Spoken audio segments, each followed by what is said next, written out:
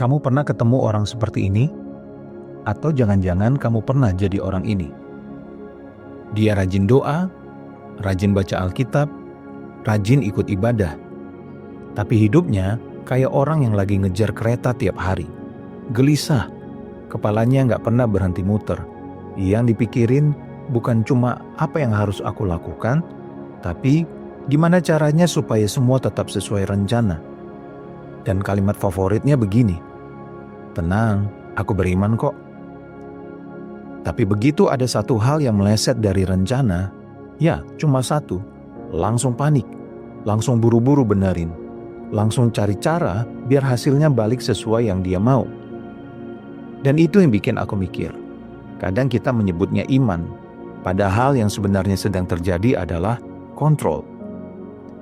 Nah, di video ini aku mau ajak kamu bedah satu hal yang sering gak kita sadari. Iman itu beda banget sama kontrol. Dan kontrol itu bisa menyamar sebagai bahasa rohani. Rapi, sopan, kelihatannya saleh. Tapi diam-diam bikin jiwa kita menjadi kering. Di akhir nanti, aku akan kasih latihan 3 langkah yang simple, bukan teori doang, buat ngebalikin hati kita dari mode kontrol ke mode iman.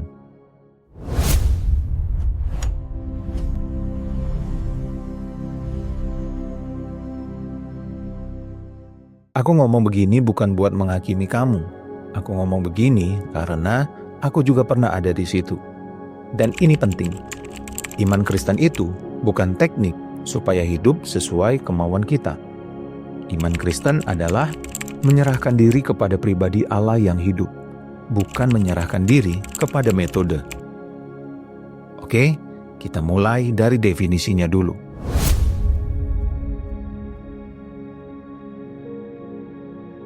Dengar baik-baik ya sobat, kontrol itu biasanya berbunyi seperti ini di dalam kepala. Aku harus memastikan semuanya aman. Aku harus tahu hasilnya dulu, baru aku tenang. Aku harus pegang setir. Kontrol itu bukan sekadar aku suka yang rapi. Kontrol itu mekanisme bertahan, karena ada ketakutan di dalam. Sementara iman bunyinya berbeda.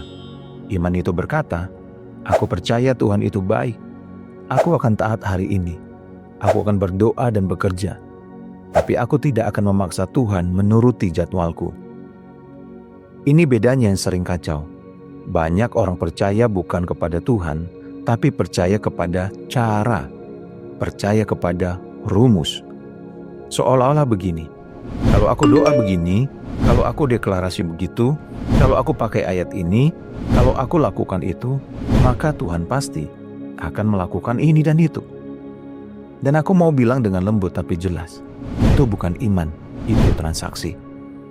Dan Tuhan itu bukan mesin ATM rohani.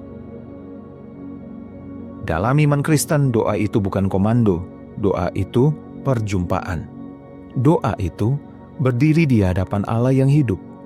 Kita boleh minta, kita boleh berharap, tapi kamu juga tunduk. Karena yang kamu cari bukan sekadar hasil, yang kamu cari Tuhan. Dan kalau ini benar, maka kita juga harus jujur. Banyak dari doa keras kita sebenarnya bukan iman. Itu kontrol yang lagi pakai mikrofon rohani.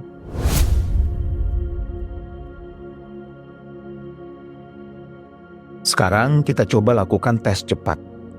Bukan buat bikin kamu malu, tapi buat bikin kita sadar. Tanda pertama, kamu gampang panik kalau rencana berubah. Bukan sedih ya, sedih itu manusiawi. Tapi panik yang rasanya kayak, aduh, gawat, ini harus aku betulin sekarang juga. Tanda kedua, doamu mulai berubah menjadi tuntutan. Bukan Tuhan tolong, tapi Tuhan harus. Tuhan sekarang, Tuhan buka pintu itu. Seakan-akan Tuhan itu bawahan kita. Tanda ketiga, kamu menilai iman dari kecepatan hasil. Kalau cepat, tuh kan? Kalau lambat, ada yang salah. Kalau gagal, imanku kurang. Dan ini yang paling pahit. Tanda keempat, kamu jadi gampang marah. Marah sama diri sendiri, marah sama orang lain, bahkan diam-diam marah sama Tuhan. Karena kontrol itu selalu melahirkan satu buah, yaitu kekecewaan. Kenapa? Karena hidup ini nggak bisa kamu pegang. Kontrol itu maunya satu hal, kepastian tanpa salib. Iman mengajak kita ikut Kristus, yang jalannya kadang lewat Getsemani dulu.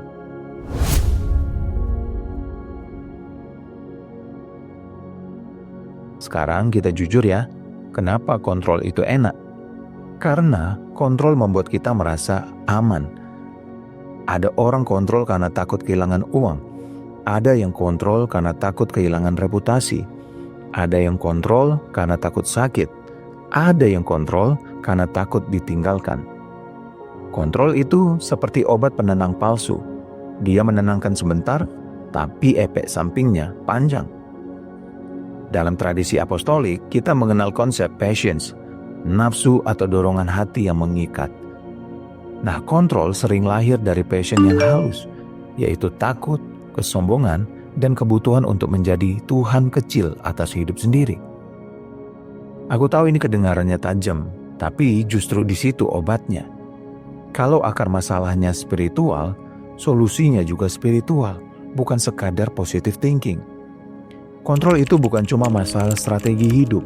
Kontrol itu sering adalah gejala. Hatiku sedang tidak percaya bahwa Tuhan cukup baik untuk dipegang. Dan itu menyakitkan untuk diakui. Tapi itu langkah pertama menuju kesembuhan.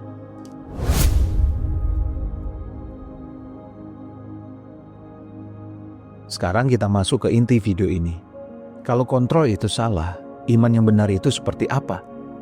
Aku kasih 3 pilar yang praktis. Pilar pertama, doa yang meminta, tapi juga menyerahkan. Ya, kamu boleh minta, kamu boleh nangis, kamu boleh jujur. Tapi di ujung doamu bukan Tuhan ikuti rencanaku, ujung doamu adalah namun jadilah kehendakmu. Ini bukan kalimat klise, ini bukan pasrah kosong, ini adalah puncak iman. Pilar kedua, fokus pada ketaatan hari ini. Kontrol itu selalu hidup di masa depan. Iman hidup di hari ini. Kontrol berkata, aku harus tahu akhir cerita. Sementara iman berkata, Tuhan, langkah apa yang kau minta hari ini? Pilar ketiga, damai sebagai buah bukan sebagai target. Damai bukan kamu paksain. Damai itu buah ketika kamu benar-benar mempercayakan hidupmu kepada Tuhan. Dan supaya ini gak terasa abstrak, kita lihat apa yang Tuhan Yesus lakukan di Taman Getsemani. Yesus bilang, biarlah cawan ini berlalu. Dia meminta, dia jujur, dia merasakan beratnya. Tapi kemudian dia melanjutkan, namun bukan kehendakku, melainkan kehendakmu. Perhatikan ya sobat, Yesus tidak menyangkal penderitaannya, tapi Yesus juga tidak mengambil alih tahta Bapa. Itu iman, bukan pasrah kosong, bukan denial, tapi taat di tengah tekanan.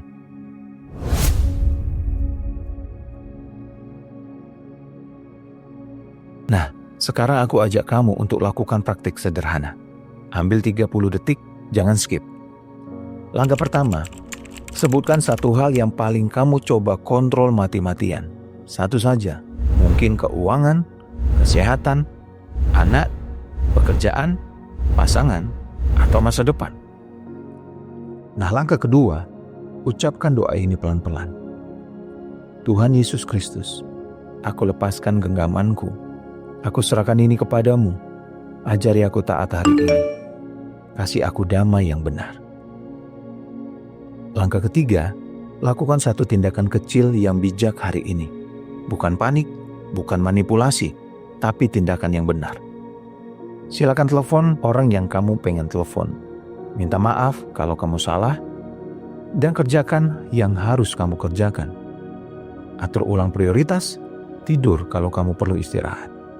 Iman itu bukan diam, iman itu bergerak, tapi tanpa memaksa Tuhan. Aku tutup begini ya, kalimat yang mungkin kamu perlu dengar hari ini. Iman bukan cara untuk mengontrol Tuhan. Iman adalah keberanian untuk mempercayakan hidup kepada Tuhan dan tetap berjalan dalam ketaatan. Yuk, kita tutup dalam doa. Tuhan Yesus Kristus, Anak Allah, kasihanilah aku. Lepaskan aku dari kebutuhan untuk mengatur segalanya. Sembuhkan ketakutanku, berikan aku hati yang rendah, iman yang taat, dan damai yang lahir dari Engkau. Amin. Dan kalau kamu mau, di video berikutnya kita bahas ini. Doa itu minta atau memerintah. Karena banyak orang gak sadar, kontrolnya sudah masuk ke bahasa doa. Sampai jumpa di episode berikutnya. Damai sejahtera Bapa bagi kamu dan keluarga. Dibebaskan oleh firman, dikuatkan oleh kebenaran.